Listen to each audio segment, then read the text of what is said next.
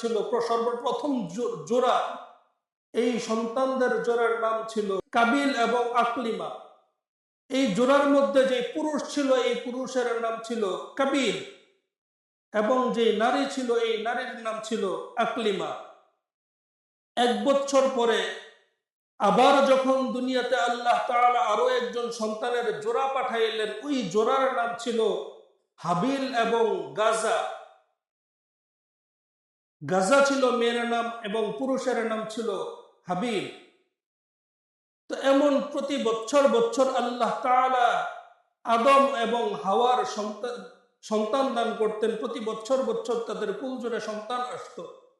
মোহতারাম হাজিরিন, এই প্রতি বছর সন্তান আসতে আসতে আসতে আসতে দেখা গেল যে সন্তান যখন দুনিয়াতে আসতেছেন, তখন আল্লাহ তাআলা এই সন্তানদের মাধ্যমে আরো সন্তান দেওয়ার প্ল্যান করলেন। আল্লাহ তাআলা আল্লাহর নবী আদম আলাইহিস সালামকে ওহী পাঠাইলেন যে তোমার সন্তান হাবিল, আকলিমা এবং কাবিল, গাজা, এরা বালেগা হয়েছে, অতএব এদেরকে বিবাহ দিয়ে দাও। এদের মাধ্যমে আবার নতুন এক প্রজন্ম আল্লাহর জমিনে আল্লাহ তাআলা দান করবেন। এতদিন পর্যন্ত শুধু হাওয়া আলাইহিস সালাতু ওয়াস সালাম সন্তান জন্ম দিতে পারতেন। আল্লাহ তাআলা প্ল্যান করলেন যে এখন শুধু হাওয়া না, বরং এই যে আকলিমা এবং গাজা, এরা দুইজন হাওয়ার মতো সন্তান দান করবে। আল্লাহর জমিনের মধ্যে আল্লাহ তাআলার প্রতিনিধি বৃদ্ধি করবেন। মুহতারাম হাজিরিন, আমরা জানি যে আপন ভাই বোনের বিয়ে হয় না, এটা শরীয়ত সম্মতভাবে জায়েজ নাই। কিন্তু ইসলামের প্রাথমিক যুগে যখন ইসলাম প্রথম আসছে, তখন আল্লাহ তাআলা যেহেতু ওই বাবা মাও একজন ছিল, শ্বশুর শাশুড়িও একজন ছিল, অর্থাৎ পুরুষের মাও ছিল একজন, নারীর মাও ছিল একজন, এজন্য আল্লাহ তাআলা সুন্দর একটা নিয়ম করে দিলেন। নিয়মটা ছিল এমন যে এই যে জোড়াভাবে আল্লাহ তাআলা দুনিয়াতে সন্তান দান করতেন, এই জোড়ার মধ্যে একটা ছিল পুরুষ, একটা ছিল মেয়ে, এবং পরের বছর আবার যে জোড়া দান করতেন, এখানেও একটা পুরুষ একটা মেয়ে। তো আল্লাহ তাআলা নিয়ম করে দিলেন যে পরের বছরের পুরুষ বা প্রথম বছরের পুরুষের সাথে পরের বছরের নারী, এবং মানে ক্রস আকারে আর কি, এই বছরের পুরুষ হইলে ওই বছরের নারী, আবার ওই বছরের পুরুষ হইলে এই বছরের নারী, এমন ভাবে ক্রস আকারে তাদের বিয়ে প্ল্যান করলেন আল্লাহ তাআলা। তো জিবরাইলের মাধ্যমে আল্লাহ তাআলা আদম আলাইহিস সালাতু ওয়াস সালামকে জানাই দিলেন।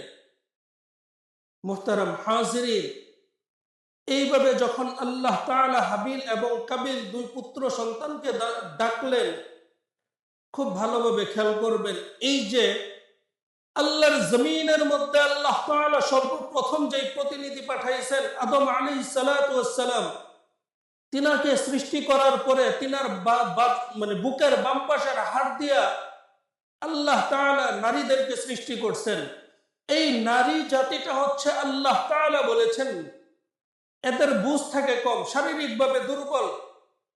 এই নারীর জাতিটা আল্লাহ তাআলা এমন ভাবে দান করছেন এদের মাথার মধ্যে বুদ্ধি কম। কিন্তু আমাদের জামানার মধ্যে আমাদের এক জাতীয় পুরুষ দেখা যায়, এরা নিজের স্ত্রীর মানে সবকিছু নিজের স্ত্রীর উপরে ডিপেন্ড করে চলে। আসলে ইসলামের প্রাথমিক দৃষ্টিতে দেখা যায় হাবিল এবং কাবিলের সাথে সাথে আল্লাহ তাআলা দুইজন কন্যা সন্তানও দান করছেন, একজন ছিল আকলিমা, একজন ছিল গাজা। তো আল্লাহর নবী আদম আলাইহিস সালাম এই বিয়ের ব্যাপারে যখন প্রস্তাব দিবেন, তখন আল্লাহর নবী হাবিল এবং কাবিলকে ডাইকা আনছেন, সাথে সাথে ওই যে নারী যে আকলিমা এবং গাজা, এদেরকে ডাইকা নিয়ে আসেন নাই। এরা বাড়িতেই ছিল, দূরে ছিল। পরামর্শ করতে হয়, সমাজ ব্যবস্থা গড়তে হয়, পুরুষের মাধ্যমে গড়তে হবে। এখানে আল্লাহ তাআলা আমাদেরকে শিখাইছেন যে তুমি কারো কাছ থেকে পরামর্শ নিবা, পুরুষের কাছ থেকে পরামর্শ নাও, সহিহ পরামর্শ পাইবা। তুমি কোনো ব্যাপারে কিছু জানাইতে চাও, পুরুষের কাছে জানাও, তুমি সহিহ ভাবে জিনিসটা জানাইতে পারবা। এইখানে নারীদের অন্তর্ভুক্তি রেখো না। আমরা দেখেছি আমাদের এই বাংলাদেশটা স্বাধীন হওয়ার পর থেকে আজ পর্যন্ত আমরা বাংলাদেশের মধ্যে না পাইতেছি তেমন শিক্ষা ব্যবস্থা, না পাইতেছি তেমন ডাক্তারি চিকিৎসা ব্যবস্থা। আমাদের একটু রোগ যদি একটু বড় আকার নেয় তখনই আমাদেরকে যাইতে হয় ভারতে, আমাদের রোগ যদি একটু বড় আকার নেয় তখনই আমাদেরকে যাইতে হয় বিদেশে চিকিৎসার জন্য। কেন? আমাদের বাংলাদেশ স্বাধীন দেশ, কিন্তু আমাদের এই স্বাধীন বাংলাদেশের মধ্যে আমরা এই চিকিৎসাগুলা পাই না কেন? আমরা এখনো প্রশ্ন উঠাই নাই, যার কারণে প্রশ্নের জবাবদিহি করার জন্য সরকার বাধ্য হয় নাই। মেরে ভাই, দোস্ত, বুজুর্গ, আল্লাহর নবী আদম আলাইহিস সালাতু ওয়াস সালাম যখন হাবিল এবং কাবিলকে ডাকলেন, দাইকা দুইজনকে যখন এই বিবাহের প্রস্তাব দান করলেন, তখন হাবিল রাজি হয়ে গেল যে আমার আব্বাজান যা বলেছে, যেহেতু আমার আব্বাজান আমার পিতা, যেহেতু আমার আব্বাজান আমার থেকে বয়স বড়, যেহেতু আমার আব্বাজান আল্লাহর নবী, আল্লাহর পয়গম্বর, সেহেতু আমার আব্বাজানের সিদ্ধান্তই বড়। আর আল্লাহর নবী আদম আলাইহিস সালাম তো নিজে সিদ্ধান্ত নেন নাই, বরং আল্লাহ তাআলা ওহীর মাধ্যমে জানাই দিয়েছেন। এই যে প্রস্তাব দেওয়ার পরে হাবিল দ্বিতীয় বছরের যে পুত্র সন্তান হাবিল, এই হাবিল সাদরে তা গ্রহণ করলেন। যেই প্রস্তাবে দেওয়া হলো সেটা সাদরে গ্রহণ করলেন। কিন্তু প্রথম বছরের যে সন্তান কাবিল, যার জুটি ছিল আকলিমা, সে এই প্রস্তাব গ্রহণ করলেন না। তাকে যখন বিবাহের প্রস্তাব দেওয়া হলো যে তুমি গাজাকে বিয়ে করবা, পরের বছরের কন্যা সন্তানকে বিয়ে করবা, তখন কাবিল বলতেছিল যে আমার সাথে আল্লাহ তাআলা আমার মায়ের গর্ভের মধ্যে আকলিমাকে দিয়েছেন। আমাদের জুটি তো এক, মানে দুনিয়াতে আসার পরে না, আল্লাহ তাআলা পেট থেকে আমাদের জুটি দিয়ে দিয়েছেন। দুনিয়াতে আমরা দুইজন আসলাম একসাথে, সবকিছু একসাথে হইল আমাদের, কিন্তু এখন বিবাহের কথা যখন আসে তখন কিভাবে আকলিমাকে হাবিলের সাথে বিবাহের প্রস্তাব আপনি দেন? বাহ্যিক দৃষ্টিতে কুরআন হাদিস থেকে যতটুকু জানা যায়, শারীরিক সৌন্দর্য, দেহের সৌন্দর্য, এই সৌন্দর্যগুলা পুরুষের আকর্ষণ থাকে নারীর দিকে। আর এই সৌন্দর্যগুলা কাবিলের সাথে যেই ছিল আকলিমা, এর মধ্যে আল্লাহ তাআলা আংশিকভাবে ওই গাজা থেকে কিছু বেশি দান করছে। অর্থাৎ ওই গাজা ছিল সৌন্দর্যের দিক দিয়ে একটু কম, আর আকলিমা ছিল সৌন্দর্যের দিক দিয়ে একটু বেশি। যার কারণে কাবিল প্রথম বছরের বড় ছেলে মানতেছিল না যে আমার সাথের এই সুন্দরী আমার এই বোনকে কেন আমার ভাইয়ের সাথে বিবাহ দেওয়া হবে, আমার সাথে কেন বিবাহ দেওয়া হবে না। মুহতারাম হাজিরিন, তখন এই দুই ভাইয়ের মধ্যে এশকাল দেখে, দুই ভাই তো না, এখানে বাপ্পু তিনজনের মধ্যে দুইজন এক পক্ষ হয়ে যায় আর একজন অপর পক্ষ হয়ে যায়। তো এখন যদি দুই, মানে বাপে এবং ছোট ছেলে দুইজন একত্র হয়ে কাবিলের উপর কিছু বলতে চায়, তখন কাবিল হয়তো বলবে যে দুইজন মিলে আমার সাথে জুলুম করেছে। আল্লাহ তাআলা আল্লাহর পয়গম্বর আদম আলাইহিস সালামকে ওহী পাঠিয়ে দিলেন যে এটার বিচারও আমি করব, এটার বিচারও তোমার করতে হবে না, কিভাবে কাবিলকে বুঝাইতে হয় সেটা আমি বুঝাবো। আল্লাহ তাআলা তার নিজের মধ্যে এই জিম্মাদারি নিয়ে আল্লাহর পয়গম্বর আদমকে দিয়ে তাদেরকে বলাই দিলেন, যাও এদের দুইজনকে বলো কুরবানি করতে, আল্লাহর রাস্তায় কিছু ত্যাগ করতে। কুরবানির অর্থ মানে চার পায়ের জন্তু বা দুই পায়ের জন্তুকে জবাই করা না। একটা দুম্বা জবাই করলাম, একটা উট জবাই করলাম, একটা গরু জবাই করলাম, একটা খাসি জবাই করলাম, একটা ভেড়া জবাই করলাম, এটার নাম কুরবানি না। বরং কুরবানি হচ্ছে আল্লাহ তাআলার রাস্তায় আল্লাহর জন্য কোনো কিছুকে ত্যাগ করা। আল্লাহর পয়গম্বর ইব্রাহিম আলাইহিস সালামকে যখন ওহী পাঠাইলেন কুরবানি করার জন্য প্রিয় বস্তুকে, তো দেখলেন যে দুনিয়ার জমিনের মধ্যে আমার সব থেকে প্রিয় বস্তু হচ্ছে, মানে এর আগে অনেকগুলা কুরবানি করছেন, কিন্তু কুরবানি করার পরে আল্লাহ তাআলা কবুল করেন নাই, বরং প্রিয় বস্তুর জন্য আল্লাহ তাআলা অপেক্ষা করতেছিলেন। দেখলেন যে এই জমিনের মধ্যে আমার সব থেকে প্রিয় বস্তু হচ্ছে আমার সন্তান। তো নিজের সন্তানকে যখন কুরবানি করতে গেছেন, তখন কুরবানি আর করতে হয় নাই, বরং আল্লাহ তাআলা জিবরাইলের মাধ্যমে ওইখানে দুম্বা দিয়া এই দুম্বাকে কুরবানি হিসাবে কবুল করে নিয়েছেন, সন্তানকে কুরবানি করতে হয় না। আল্লাহর পয়গম্বর ইব্রাহিম এবং ইসমাইলের ঘটনা ছিল এই রকম যে আল্লাহর রাস্তায় কোরবানি করবে, প্রিয় বস্তু সন্তানকে কোরবানি করতে নিয়ে গেছেন।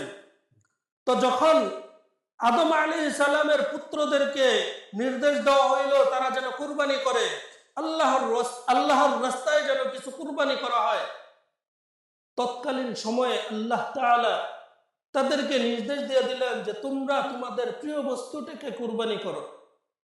তো ওই দুই ভাই কি করলেন? ওই দুই ভাই ফসল ফললেন, মাঠের মধ্যে ফসল ফলাইলেন।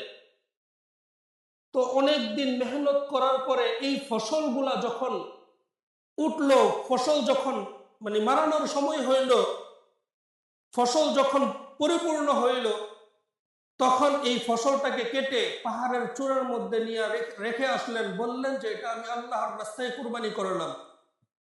আমাদের দেশীয় ভাষায় এখন তো শীতকাল, ফর এক্সাম্পল আমরাও জমিনের মধ্যে ফুলকপি বুনি।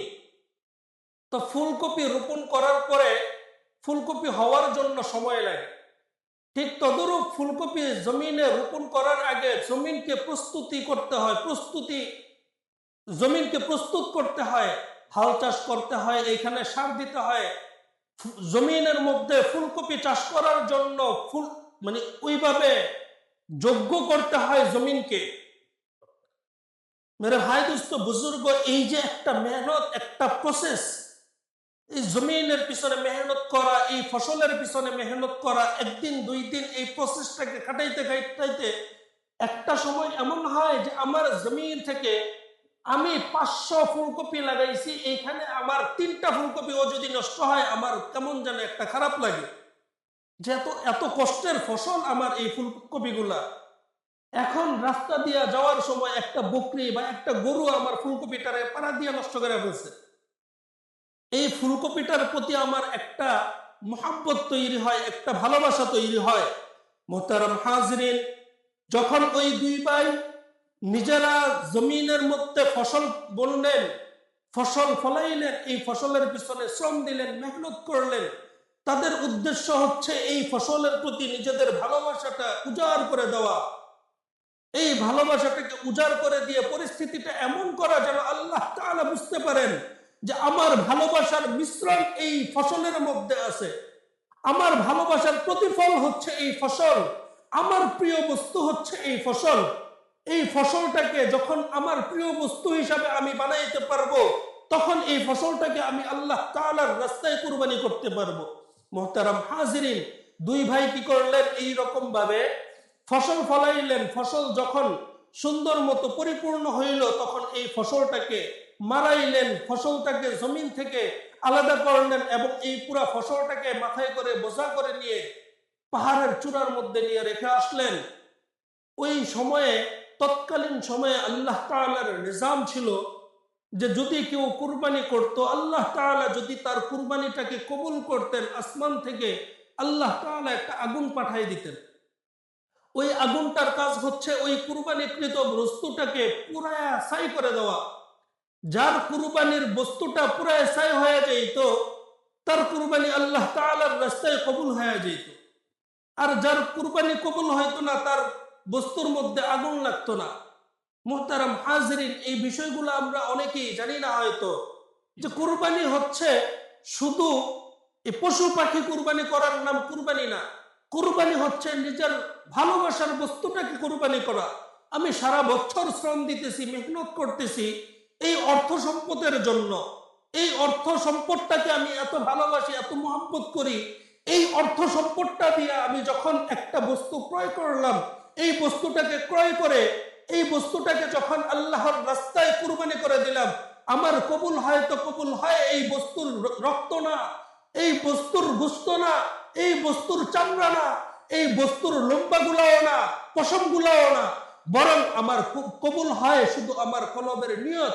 আমার প্রিয় বস্তু, ওই যে আর্থিক যেই টাকা ছিল, আমার যেই টাকাগুলা দিয়ে কুরবানির বস্তুটাকে ক্রয় করেছি, এই টাকাটা কুরবানি হিসাবে কবুল হয়। কেউ যদি নিজের পালের মধ্যে গরু খাসি মানে নিজে লালন পালন করে কুরবানি করে, তখন এই গরু খাসির প্রতি যে ভালোবাসাটা তার মনের মধ্যে জন্ম নেয়, ওই মনের ভালোবাসাটা ওই মনের আবেগটা আল্লাহ তাআলার রাস্তায় কবুল হয়। ইয়াউমা লা ইয়ানফা'ু মালুন ওয়ালা বানুন ইল্লা মান আতাল্লাহা বিকলবিন সালিম। আল্লাহর রাস্তায় তোমার অর্থ সম্পদ, টাকা পয়সা, তোমার সন্তান সন্ততি, তোমার আত্মীয় স্বজন কোনো কিছুই পৌঁছায় না। পৌঁছায় শুধু একমাত্র কলবে সলিম, তোমার মনের নিয়ত। মুহতারাম হাজিরিন, যখন হাবিল এবং কাবিল কুরবানি করলেন, তো কুরবানি করার পরে দেখলেন যে হাবিলের কুরবানিটা, দ্বিতীয় ভাই, ছোট ভাই যে, এর কুরবানিটা আল্লাহ তাআলা কবুল করে নিছেন। মুফাসসিরিনে কিরাম বলেন যে হাবিল তো কুরবানি দেওয়ার জন্য ফসল মাঠের মধ্যে চাষ করলেন, ওই ফসলটাকে কুরবানি দিলেন, কিন্তু এই কাবিল ওই ফসল কুরবানি করেন নাই, বরং দেখা গেছে ময়লা আবর্জনার একটা স্তূপ মাথার মধ্যে করে নিয়ে গেলেন। সারা বছর কোনো মেহনত নাই, কোনো কিচ্ছু নাই, মাথায় করে একটা ময়লার স্তূপ নিয়ে গেলেন, পাহাড়ের চূড়ার মধ্যে দিয়ে বলতেছেন এটা আল্লাহর রাস্তায় কবুল করলাম, এই জবাই করলাম। তো যখন এই ময়লার স্তূপ দিয়ে আসছে, এখানে না ছিল তার ভালোবাসা, না ছিল তার আবেগ, না ছিল কোনো কিছু, যার ফলে আল্লাহ তাআলা তার কুরবানিটাকে কবুল করেন নাই। মুহতারাম হাজিরিন, ঘটনার বিষয়বস্তু অন্যদিক যাইতেছে, যেটা বুঝাইতে চাইতেছি আমি সেটা বলি। যখন এই কুরবানিটা করা হয়, তখন কুরবানি যখন কবুল হয়, তো কবুল হওয়ার পরে কাবিল হাবিলকে বলতেছে যে তুমি আমার পিছনে কোনো একটা চক্রান্ত করেছো, কোনো একটা ষড়যন্ত্র করেছো, যার ফলে আমার কুরবানি কবুল হয় না। অতএব আমি তোমাকে এই জমিনের মধ্যে জীবিত রাখবো না। এই কথা বলে নিজের ভাই কাবিল হাবিলকে হত্যা করে। খুব ভালোভাবে বুঝবেন, এই যে হত্যাটা করা হয়, এটা ছিল আমাদের জমিনে, আল্লাহর জমিনের মধ্যে সর্বপ্রথম হত্যা।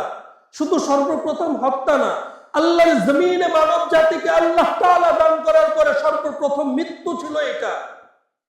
সর্বপ্রথম মৃত্যু যে আল্লাহর জমিনে মানুষের হয়, এই মৃত্যুটাও কোনো স্বাভাবিক মৃত্যু না, বরং এই মৃত্যুটাও ছিল একটা হত্যা। এই হত্যার পিছনে লোভ লালসা ছিল একজন নারীর প্রতি। মুহতারাম হাজিরিন, গতকালকে আমাদের বাংলাদেশের মধ্যে একটা নিউজ পাই, যে নিউজের মধ্যে দেখা যায়, কালকে মাহফিলের মধ্যে সকল বক্তাই এই বিষয়গুলো নিয়ে আলোচনা করছেন। একজন হাদি নামক একজন ব্যক্তিকে হত্যা করা হয়, যে ছিল শুধু একজন রাজনীতিবিদ না, একজন স্টুডেন্ট না, শুধু একজন বাংলাদেশে মানে আওয়ামী লীগ হটাও এই আন্দোলনকারী না, সে একজন কোরআন হাফেজ ছিল। আল্লাহ তাআলা তাকে উঠাই দিতেছিলেন, তার নাম পুরা বাংলাদেশের মধ্যে সয়লাভ করতেছিলেন। এরে যখন হত্যা করা হয়, তখন আমাদের বাংলাদেশের সরকার বাংলাদেশে থাকা অবস্থায় এর মৃতদেহটাকে আইসিইউর মাধ্যমে জীবিত করে বাংলাদেশে যেন মানে অরাজকতা তৈরি না হয়, এজন্য দুবাই পাঠানো হয়, বিদেশে পাঠানো হয়। বিদেশে চিকিৎসার নামে, সিঙ্গাপুর চিকিৎসার নামে যখন পাঠানো হয়, উদ্দেশ্য এটা না যে এখানে চিকিৎসা করা, উদ্দেশ্য ছিল আমাদের বাংলাদেশে যেন এই হাদির মতো আরেকজন হাদি তৈরি না হয়। এই হাদিকে হত্যা করার পিছনে আমেরিকার এজেন্টদের হাত আছে, এই হাদিকে হত্যা করার পিছনে ভারতের মোদির হাত আছে, এই হাদিকে হত্যা করার পিছনে ইসলাম বিদ্বেষী যারা আছে প্রত্যেকের হাত আছে। মুহতারাম হাজিরিন, বুঝাইতে চাইতেছি যে আল্লাহর জমিনের মধ্যে সর্বপ্রথম মুসলমান, সর্বপ্রথম যে মানুষ, এই মানুষের হত্যা, এই মানুষের মৃত্যুটাও স্বাভাবিক মৃত্যু ছিল না, এই মানুষের মৃত্যুটাও ছিল একটা হত্যা। যে হত্যাটা করার পরে আল্লাহ তাআলা আমাদের জন্য তিনটা হুকুম দিয়েছেন। খুব ভালোভাবে বুঝবেন, হাবিল এবং কাবিলের ঘটনা বিশাল লম্বা ঘটনা, এদের পুরো জীবন কাহিনী বলতে পারবো, জীবন কাহিনী বলার মতো সময় নেই, ইনশাআল্লাহ আরো এক সময় আলোচনা করব। যেটা বুঝাইতে চাইতেছি, এই যে হত্যা করা হলো, এই হত্যার পরে আল্লাহ তাআলা আমাদের জন্য বিধান দিলেন তিনটা। এক নাম্বার বিধান হচ্ছে, যদি কেউ ইচ্ছাকৃতভাবে, আমি একজনকে হত্যা করলাম চাকুর মাধ্যমে বা বন্দুকের মাধ্যমে, এই হত্যার প্রতিদান হচ্ছে তাৎক্ষণিক, যাকে আমি হত্যা করেছি তার পরিবার পরিজন যারা আছে এরা আমাকে হত্যা করতে পারবে। খুব ভালোভাবে বুঝবেন, ইসলামী বিধান হচ্ছে এটা। 2 নম্বর বিধান হচ্ছে, কেউ একজন অন্যায় করতেছে বা কোনো একটা কাজ করতেছে, আমি এরে শুধু শাসন করার নিয়তে, খুব ভালোভাবে বুঝবেন, শাসন করার নিয়তে একটা লাঠি দিয়ে তার আঘাত করতে চাইছি, কিন্তু আঘাতটা এমন ভাবে হয়ে গেছে যে মাথার মধ্যে লাগার পরে পুরো মাথাটা ফাইটা মারা গেছে। উদ্দেশ্য আমার শাসন ছিল, উদ্দেশ্য তাকে হত্যা করা ছিল না। ওই অবস্থায় যদি এমন অবস্থা হয়, কোরআন হাদিসের অনুযায়ী তার নিয়ম হচ্ছে তাকে চাইলে মাফ করে দিতে পারেন, তাকে তার থেকে চাইলে জরিমানা নিতে পারেন। এটা ডিপেন্ড করে এই যে মৃত্যুবরণ করেছে তার পরিবার পরিজনের উপরে। মোহতারাম হাজরিন, 3 নম্বর বিচার হচ্ছে, যদি কেউ কাউকে হত্যা করে তাহলে ওই হত্যার জন্য কোনো কিছু না নিয়ে একদম লিল্লাহি তাকে মাফ করে দেওয়া। এটা কখন? এটা হচ্ছে তখন আমি ছাদের মধ্যে কাজ করতেছি, ইট নিয়ে কাজ করতেছি, আমি রাজমিস্ত্রি, ইট নিয়ে গাঁথতেছি, ছাদের সাইটের মধ্যে একটা কি বলে এটা, ছোট্ট একটা দেওয়াল দিব, পাশে কি কয় 2 ফুট 4 ফুট একটা দেওয়াল দিতে চাইতেছি। তো এমন অবস্থায় নিচে দিয়ে একজন যাইতেছে, এটা আমি দেখি নাই। তো ইট যখন গাঁথতেছি তখন বাড়ি দিয়ে একটা ইটের আদলা আমি ভাঙলাম, উদ্দেশ্য ছিল ইটের আদলাটা এখানেই পড়বে, নিচে দিয়ে কেউ যাইতেছে এটা আমি দেখি নাই, বোঝানোর জন্য বলতেছি। এই ইটের আদলাটা নিচে পড়ছে এবং নিচে দিয়ে যে যাইতেছিল তার মাথার মধ্যে পড়ে সে ইন্তেকাল করছে। এইখানে তাকে মারাও আমার উদ্দেশ্য ছিল না, তাকে আঘাত করাও আমার উদ্দেশ্য ছিল না, অনাকাঙ্ক্ষিত ভাবে তাকে সে মারা গেছে। এমত অবস্থায় করণীয় কি? এমতা অবস্থায় করণীয় হচ্ছে ওই অবস্থাতেও আপনি তাকে কোনো প্রকার কোনো কিছু ছাড়া মাফ করে দিতে হবে। খুব ভালোভাবে বুঝবেন, এই যে আমাদের হাদি মারা গেছে গতকালকে, এই 3 প্রকারের মারা যাওয়ার মধ্যে কোন প্রকারের মধ্যে ছিল? একদম ইচ্ছাকৃতভাবে রিক্সা দিয়ে যাইতেছিল, এমত অবস্থায় মোটর সাইকেলে করে আরেকজন এসে বন্দুক দিয়া মাথার মধ্যে গুলি করে। এই গুলিটার পরিস্থিতিটা এমন হয় যে কানের নিচে দিয়ে, এই যে এই দিক দিয়া কানের নিচে দিয়ে এই বুলেটটা ঢুকার পরে মাথার এই দিকটা দিয়া এই বুলেটটা মাথার ভিতর দিয়ে মস্তকটাকে চিরে এই দিক দিয়ে বের হয়ে গেছে। মোহতারাম হাজিরিন, আমার যেমন বাড়িতে ছোট্ট ছোট্ট 2টা সন্তান আছে, ঠিক তেমন এই হাদি ভাই আমাদের মতোই তো বয়স ছিল, ছোট্ট একটা কন্যা সন্তান আছে। এই হাদি এমন একজন মানুষ ছিল যার পরিবারটা ছিল আলেম ফ্যামিলি। এই হাদি এমন একজন মানুষ ছিল যার স্ত্রী একজন আলেমা। মোহতারাম হাজিরিন, এমন একজন মানুষকে যখন হত্যা করছে, মনে করতেছে ভারতের এজেন্ডা, আমেরিকার এজেন্ডা মনে করতেছে যে মনে হয় আর কেউ এমন জন্ম নিবে না। খোদার কসম, যদি সুযোগ পাই এই হাদিকে হাদির মতো করে সবাই চিনে, আমাকে আমার মতো করে সবাই চিনবে ইনশাআল্লাহ। আল্লাহর জমিনের মধ্যে আল্লাহর হুকুম বাস্তবায়ন করার জন্য আমি অদম রুহুল আমিন, আমি অদম সুমনকে যদি আল্লাহ তাআলা কবুল করে, আমার পরিবারের মধ্যে 2টা সন্তান আছে, আমার স্ত্রী আছে, আমার বাবা আছে, কারো দিকে আমার তাকানোর প্রয়োজন নাই। রিজিকের মালিক আমার আল্লাহ, আমি অদমের জীবনটা দেওয়ার জন্য আমি অদম প্রস্তুত আছি। ভারতের এজেন্ডা সরাসরি বলতেছে যে বাংলাদেশের মধ্যে গৃহযুদ্ধ লাগাই দাও। এমন হাদির মতো যারা কথা বলবে, এদেরকে মারার জন্য যে অস্ত্রের প্রয়োজন, আমরা নিজেরা ফান্ড তৈরি করব, টাকা তুলব, এই টাকা দিয়ে তোমাদেরকে অস্ত্র সাপ্লাই দিব, এই অস্ত্র সাপ্লাই দিয়ে তোমাদের হাত দিয়ে এদেরকে মারাইবো। মোহতারাম হাজরিন, আমাদের পার্শ্ববর্তী দেশ ভারত, আমাদের পার্শ্ববর্তী দেশ মায়ানমার, গতকালকার রেজাউল করিম আবরার সাহেব বলতেছিলেন যে সংখ্যালঘু আমাদের বাংলাদেশে মুসলমান ছাড়া অন্য ধর্ম অবলম্বী যারা আছে এরা হচ্ছে সংখ্যালঘু, হিন্দু ধর্মী যারা আছে এরা সংখ্যালঘু, খ্রিস্টান ধর্মী যারা আছে এরা সংখ্যালঘু। আমি কখনো পার্সোনালি, আমি কেন, কোন একজন মুসলমান, হিন্দু ধর্ম অবলম্বী যারা আছে, খ্রিস্টান ধর্ম অবলম্বী যারা আছে, এদেরকে নিজের আপন ভাইয়ের থেকে কোনো অংশে কম ভাবি না। আমরা নিজেরা এদেরকে নিজের আপন ভাইয়ের মতো ভাবি। অথচ এই ভারতের মধ্যে মুসলমান হচ্ছে সংখ্যালঘু, নামাজ পড়তে পারে না, কুরবানির ঈদের দিন জবাই করতে পারে না। এই মায়ানমারে যারা মুসলমান আছে এরা সংখ্যালঘু, এদের উপরে কেমন জুলুম নির্যাতন আপনারা শুনতেছেন। বর্তমান পুরো পৃথিবীর মধ্যে মুসলমান হচ্ছে সংখ্যালঘু, যার কারণে মুসলমানদেরকে যেই অবস্থায় যেখানে পাইতেছে ওই অবস্থায় ওইখানেই মুসলমানদের উপরে তারা চড়াও হইতেছে। মুহতারাম হাজিরিন, আপনাদের অনুরোধ করে বলবো, এই বাংলাদেশটাকে যদি আবার স্বাভাবিকভাবে নিয়ে আসতে হয়, তাহলে মুহাম্মদের হুকুমত, আল্লাহ তাআলার হুকুমত এই বাংলাদেশের জমিনের মধ্যে কায়েম করতে হবে। না হয় হাদির জীবন যেমন নিরাপদ ছিল না, আমার আপনার জীবনও তেমন নিরাপদ থাকবে না।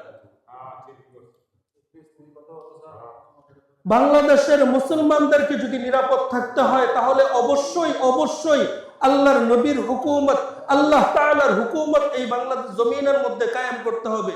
এখন বলতে পারেন যে হুজুর, এই বছর আপনারা নির্বাচন করতেছেন, হুজুররা দেখলাম কয়েকটা গ্রুপ দাঁড়াইছে, মোট 8টা দল দাঁড়াইছে হুজুররা, তো আপনারা হুজুররা নির্বাচন করতেছেন, এই জন্য মনে হয় যে আপনারা নির্বাচনের কথা বলতেছেন না।